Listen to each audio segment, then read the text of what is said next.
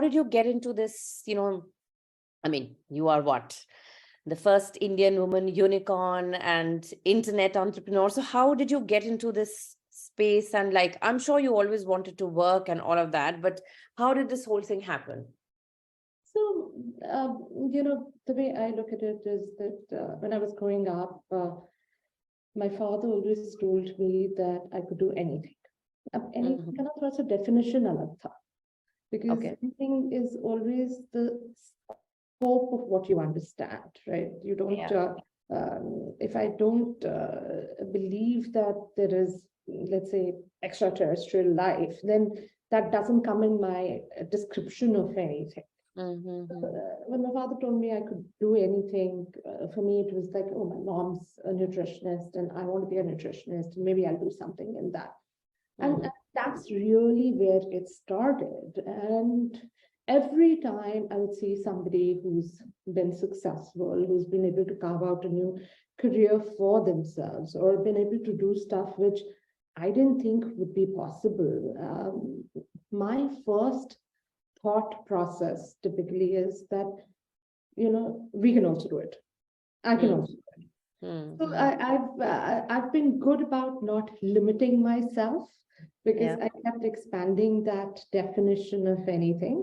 And now, having said that, of course, anything worth doing is worth doing well, and just a lot of hard work kind of goes into that. I started my career with in advertising in India, short stint with Lintas, went to the US, got my MBA, went on to work with Goldman Sachs, which is one of the largest investment banks in New York. That was a short period. Went back to consumer with working with Nordstrom, doing strategic planning for them. That was super exciting. Learned from, I would say, the best in the breed, the best consumer company ever. And they have this whole concept of an inverted pyramid where the consumer is on top, and the consumer and the CEO is at the bottom. So the CEO supports the next layer supports the customer support people who are on the floor, and customers on the top. So everybody is supposed to work on making the life of the person who's on top of you easier.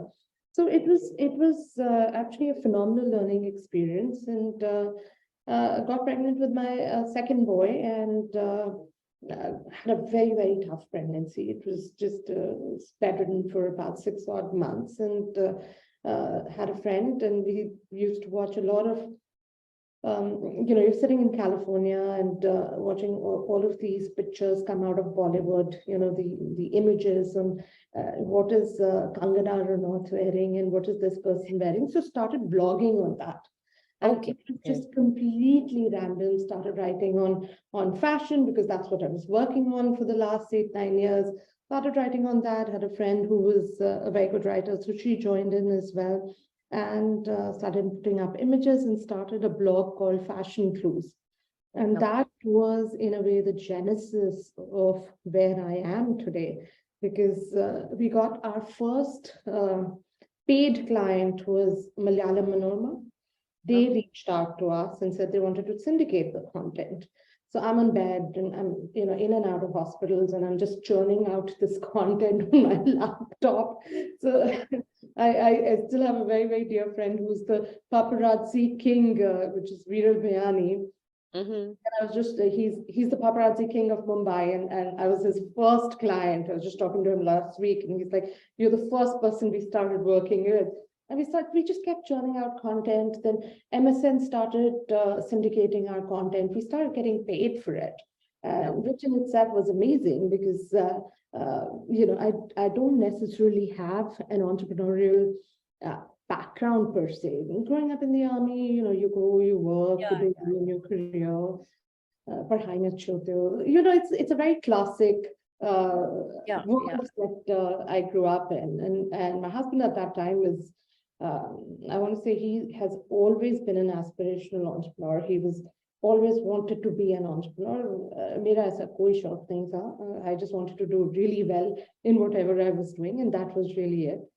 And we had one of the largest VCs out of the valley reach out to me, and he said that he wanted to talk to me because he was seeing a lot of my content in a lot of sites. His wife was reading a lot of my content, and Okay. he thought that something like this could be done for South Asian women. And if I was keen on starting a company with the capital he would have to invest. And that's at the tail end of my pregnancy at that time. So I said, okay, I need like 4 to 6 months to get the baby out, get him, at least bacha paida. And it just turned into one of those things where fashion clues merged into what we called deal clues. We said, okay, let's do something bigger. Then deal clues became shop clues. We all moved to India, and then we started shop clues in 2011. 2011 is when we moved back. Yes, we moved to Gurgaon 2011. Okay. And we moved the entire team with us. And it's been a pretty much a roller coaster ride since then. It's been fascinating building out consumer tech for a country where technology was not a part and parcel of our life at that time. Today, we are having this conversation where I'm talking to my laptop and you're talking to your laptop, and, Yeah. and Yeah. millions of people are going to listen to us with some little earpods sitting in their ears, right?